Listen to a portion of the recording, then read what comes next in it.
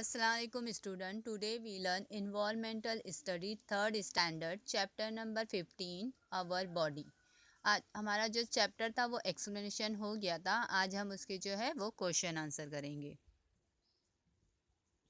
ये हमारा चैप्टर है, चैप्टर नंबर 15 आवर बॉडी। तो आज जो है हम इसके क्वेश्चन आंसर करेंगे। तो नंबर 1 है question number 1, fill in the blanks. Number 1, the leg is jointed to the torso at the dash। यहाँ पे आपको हिप जॉइंट लिखना है। क्या पूछा गया है कि जो लेग है हमारा वो टोर्सो से कहाँ से जॉइंट होता है, तो वो कहाँ से जॉइंट होता है, हिप जॉइंट से। तो हम लोग फिलअप में लिखेंगे hip joint. Number 2, the part that joint the foot and the shank is the ankle. जो हमारा फुट होता है वो shank और जो एंकल से जॉइंट होता है। Number 3, some of our body part can bend. कुछ जो हमारे बॉडी के पार्ट होते हैं वो बैंड होते हैं, बैंड हो सकते हैं। That is why you are able to make movement, ताकि हम जो है उसमें मूवमेंट्स कर सके, हिल सके। तो हम लोग यहाँ पे लिखेंगे movements. Number 4, no two persons are exactly alike. यहाँ पे आपको अलाइक लिखना है। यहाँ पे क्या पूछा है कि दो जो लोग होते हैं वो एक जैसे नहीं दिख सकते। Number 5, every person has a different figure and form. हर इंसान का जो फिगर है वो जो उसकी जो बनावट है वो अलग होती है, वो दिखने में अलग होते हैं। Number 6 is we must take dash of our body. हमको जो है अपनी बॉडी की क्या करनी चाहिए, केयर करनी चाहिए। तो यहाँ पे हम फिलअप में लिखेंगे केयर। नेक्स्ट क्वेश्चन है, write the whether the following sentence are true और फॉल्स। यहाँ पे बताना है कि जो यहाँ पे सेंटेंस दिए वो राइट है या रॉन्ग है। तो number 1 is our thumb is one of the main part of our body. यहाँ पे क्या पूछा गया है, क्या जो हमारा थंब है वो हमारे बॉडी का एक मेन पार्ट है। तो ये रॉन्ग आंसर है, तो हम यहाँ पे लिखेंगे false. Okay. Number 2, we can climb stair with the help of our leg. जो हम सीढ़ियाँ चढ़ते हैं तो हम अपने पैर की मदद से सीढ़ियाँ चलते हैं। तो इसका आंसर होगा ट्रू। तो यहाँ पे आपको लिखना है true. Number 3, the neck bend forward and backward. जो हमारी नेक है यानी कि गर्दन है वो हम आगे और पीछे की तरफ उसको मोड़ सकते हैं। तो उसका आंसर भी आपको ट्रू लिखना है क्योंकि वो राइट आंसर है।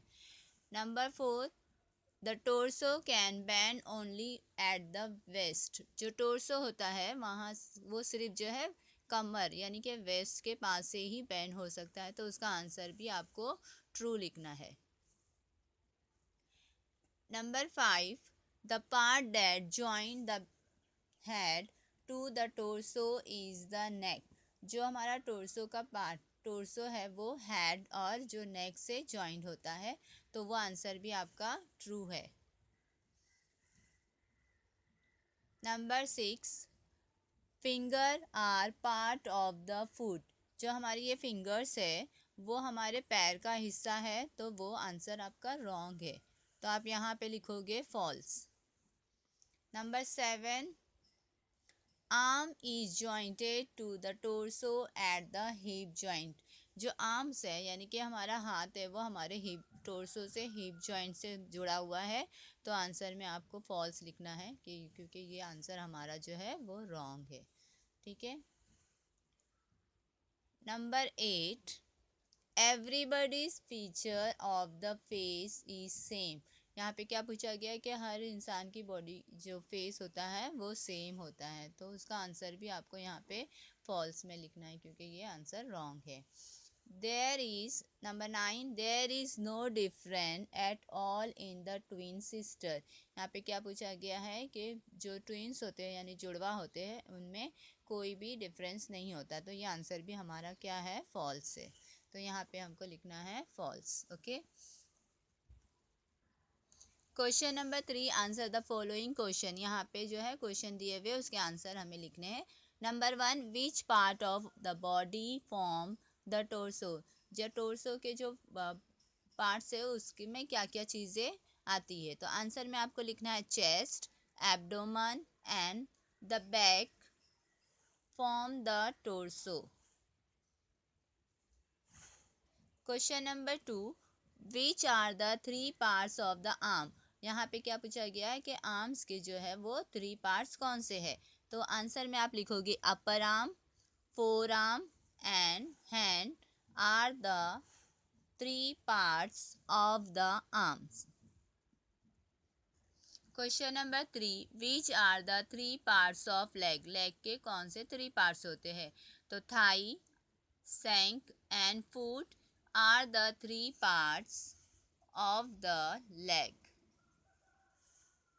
Question number 4, what is the part that join to head and the torso called?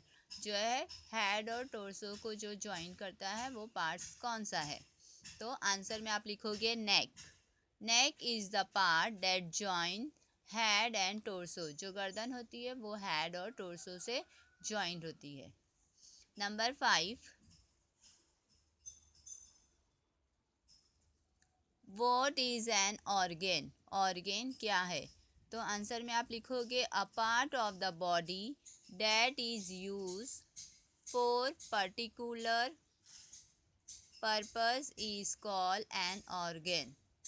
Number 6, what are the external organ? External organ क्या है? तो आंसर में आपको लिखना है organs that are outside of our body are called external organ. जो हमारे body के बाहर से हमें जो दिखाई में देते हैं पार्ट्स, उसको क्या बोलते हैं? External organ. Number 7, in how many places and where can we bend our arm? हम जो है अपना हाथ कहाँ कहाँ से बेंड कर सकते हैं? तो we can bend our arm at shoulder, elbow and wrist. तो शोल्डर से, एल्बो से और जो कलाई होती है व्रिस्ट, वहाँ से हम अपने हाथ को जो है बेंड कर सकते हैं. नेक्स्ट क्वेश्चन हमारा, व्हाट द सॉल्यूशन? क्या your friends has forgotten to bring her spectacles? How will you solve the difficulties she faces in the class?